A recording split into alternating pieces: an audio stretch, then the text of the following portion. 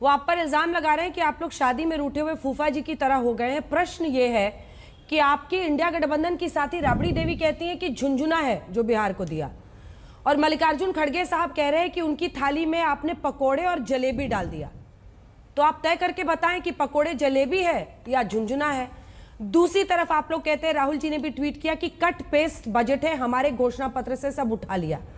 तो क्या आपके घोषणा पत्र में गलत चीजें थी जो इन्होंने उठाकर कट पेस्ट कर दिया? दोनों पर आपका जवाब। सबसे पहले हमारे जो घोषणा पत्र में था अंजना जी, उसको कट पेस्ट तो किया लेकिन कैलकुलेशन सारी गलत कर दी। इसलिए वो तमाम योजनाएं जो इंटर्नशिप की हैं और जो उसका एलिजिबिलिटी क्राइटेरिया है वो गलत फिक्स किया। इसलिए कट एंड पेस्ट तो किया, नकल तो की पर अकल नहीं लगाई। पहली चीज का उत्तर। अब दूसरे पे आता हूं, किसके मुंह फूले हुए। सरकार को सत्र जब शुरू हुआ तो मोदी जी की जो भाषा थी और मोदी जी के जो वक्तव्य थे और मोदी जी की जो चेहरे की भाव भंगिमा थी वो पूरा देश ने देखी और पूरे सोशल मीडिया पर चली। तो कौन फूफा है और कौन फूफा की तरह नाराज है, पिछले सत्र का रोना कौन रो रहा था, वो भी पूरे देश ने देखा। अब बात आती है डर और भय का जो चुनाव हमने लड़ा। अरे भाई, डर और भय का चुनाव तो मोदी जी ने लड़वाया पूरे देश को, और हमेशा से लड़वाते हैं।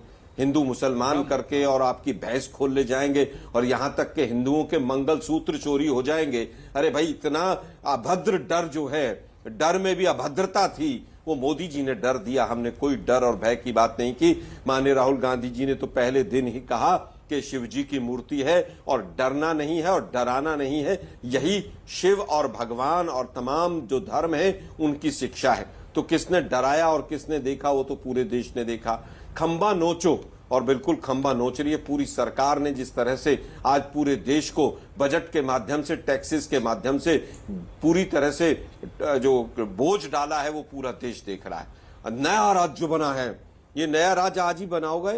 ये 10 साल से तो नया राज्य था ही नहीं सुधांशु भाई, ये तो आज ही नया राज्य बना है आंध्र प्रदेश।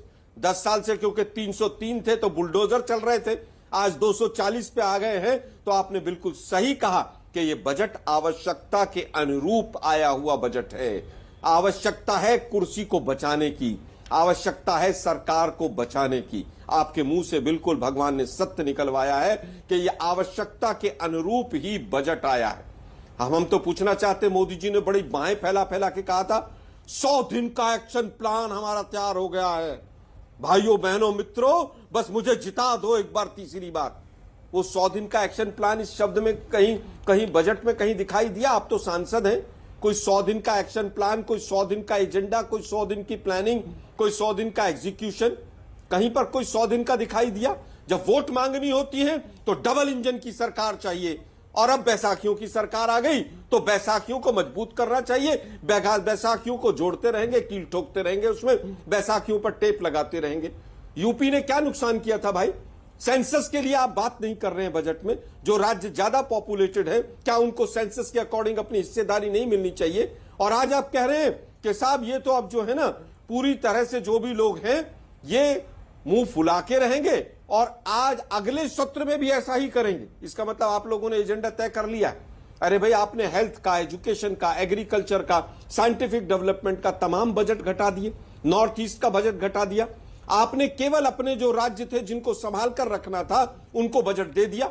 10 साल में दिखाई नहीं दिया आपको कि आंध्रा पिछड़ा हुआ है और बिहार पिछड़ा हुआ है? 10 साल में एक भी विशेष पैकेज क्यों नहीं दिया? लेकिन अभी भी क्या होगा भविष्य भगवान जाने। मोदी जी तो बिहार में भी कह के आए थे 70,000 करोड़ दे दूं, 80,000 करोड़ दे दूं, 1 लाख करोड़ दे दूं। क्या दिया भाई? इस बजट में पिछले 5 लाल किले के भाषण सुन लीजिए। 1 लाख करोड़ रुपया खर्च होगा एग्रीकल्चर के इंफ्रास्ट्रक्चर पर अगले 5 साल में। वो 5 साल पूरे ही नहीं हो रहे। वो 5 साल कब आएंगे देश को पता ही नहीं चल रहा। पूरे तोड़ के रखा। टीम इंडिया की बात करते हो और पूरी तरह से। मैं एक अंतिम बात कहना चाहूंगा जल्दी बोलिए। जो महाराष्ट्र की पोर्ट की बात कही, पोर्ट को इसलिए पैसा दिया कि सारे के सारे पोर्ट किसके पास जा रहे हैं? मोदी जी के मित्र के पास। टैक्स पेयर्स का, आपका, हमारा पैसा जेब से लगता है, हमारे पूर्वजों का पैसा लगा। एयरपोर्ट और पोर्ट सारे के सारे पौने भाव में जिस तरह से अपने मित्रों को दिए गए, तो स्वाभाविक है कि कहीं ना कहीं एयरपोर्ट और पोर्ट पर तो पैसा लगेगा। सुधांशु जी, इस पर आप जवाब दीजिए, उसके बाद आगे बढ़ेंगे। डेवलपमेंट, कल राहुल गांधी ने भी ट्वीट किया था, हाँ बिल्कुल जवाब देता हूं आलोक जी। ये तेलंगाना की सरकार ने मित्रता में दिया है कि शत्रुता में दिया है? छत्तीसगढ़ की सरकार ने उनको सबसे बड़ा माइंस का प्रोजेक्ट 16,000